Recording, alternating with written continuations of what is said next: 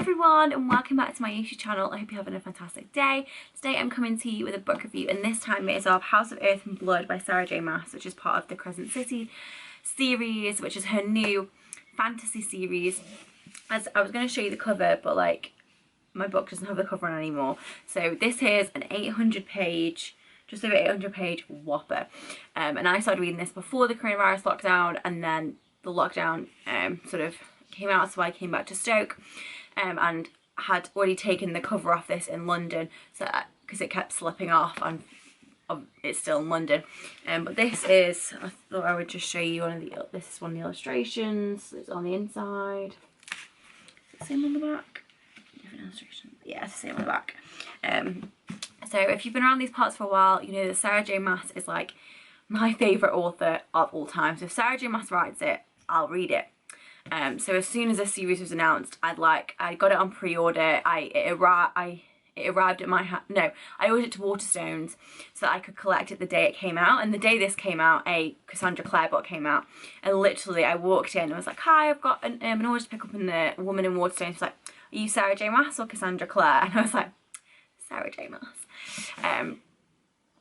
So yeah, as I said, Sarah J Maas is one of my favourite authors of all time, if not, no, scratch that, she is my favourite author of all time. So I was kind of biased going into this. However, one thing that I'm not a fan of is a huge ass book, especially when they're hardback. This is 800 pages and it's hardback. The thing about Sarah J Maas is Throne of Glass series is that even though some of the books in that series were 800 pages, they were paperback, it's easier to carry around. This, absolute monster. So I was biased both ways going into this, but overall I gave like 5 out of 5 stars. I absolutely loved it. I think one thing I would say is it probably didn't need, like, it could probably have been cut down by like 100 if not 150 pages. So a bit in the middle that were probably a bit unnecessary, but overall I absolutely loved it.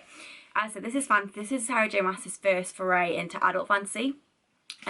But it's not really, if you've read her previous series, so Throne of Glass and A Court of something, I always forget which the actual thing is, but yeah, so she has her 2 series, and if you've read either of those, then this doesn't feel that different in terms of being adult. There's a couple of sex scenes which are slightly more in depth, but really it's not that different. It's it's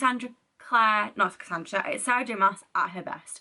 Fantasy and magic and this world sort of brings a lot of what she's done before and kind of takes that and pushes it even further. So this world has even more kinds of magic and people. You know, the Crescent City world has things like vampires and werewolves and shifters, which is a whole new element for her. So we know her for her fae and her humans and maybe a bit of other magic, but this really ramps it up. So you've got shifters, you've got vampires, you've got sort of the undead, you've got nymphs, you've got witches. There's like layer upon layer of different magical persons and creature.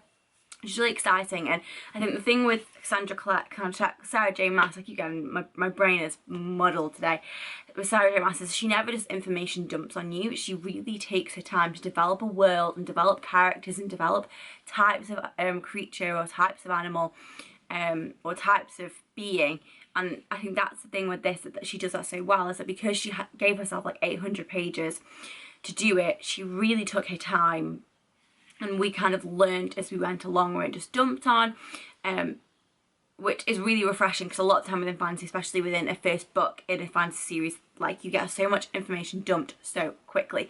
Then this, she kind of took her time, and actually the good thing is, especially if you've read previous Sarah J Maas series, is that a lot of the magics or a lot of the beings or creatures, so fae or angels, for example, or humans, their abilities work in the same way where they have done previously.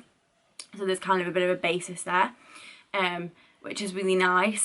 What I really enjoyed was seeing, normally in her books you only really see like angels, no, you see fae and humans interacting, whereas within this there's a real sort of dynamic and shift with angels, so the angels is a new one, and there's fae, there's different kinds of shifters, there's nymphs, there's fire nymphs, there's water nymphs, there's mermaids, there's talking animals, like there's a talking, is it beaver? There's a talking beaver that delivers a message like multiple times, and it's like super cute.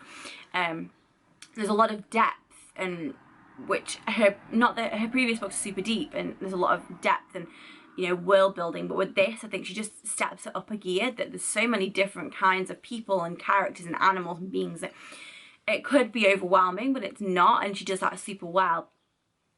And one of the other things, which is a typical Sarah J Maas staple, is that her characters are not perfect. Her characters are flawed, and they know they're flawed. They know they're messy, and they kind of, in a way, they're like humans. So obviously most of them aren't human, but they are like people in our world, that we are flawed, we are messy, we're not perfect. And that's the same in her books and with these characters, that they are so messy and so challenged and so imperfect, and often get stuff wrong and mess up.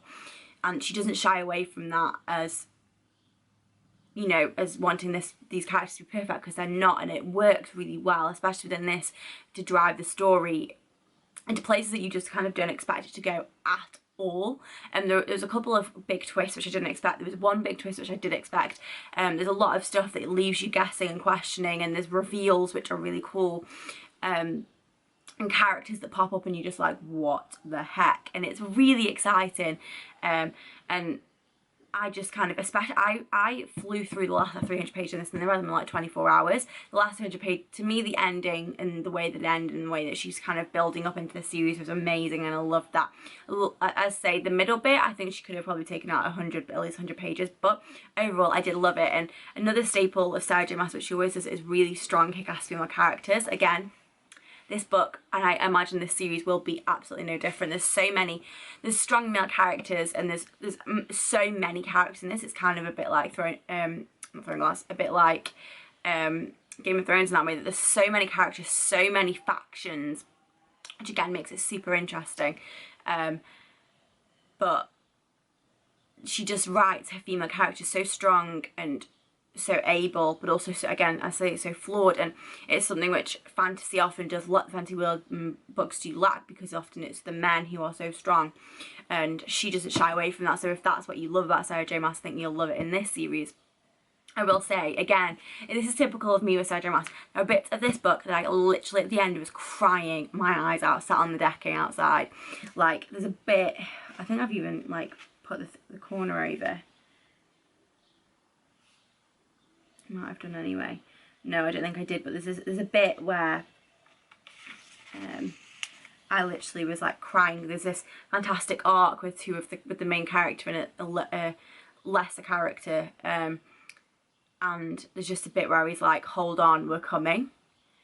And you kind of felt that this was building up to happen, and it happened, and it was just like she wrote it, and you were just like holding your breath, and then it was like, right, hold on, we're coming. And it was like, oh, like I laughed, I cried, you know, I felt all the emotions.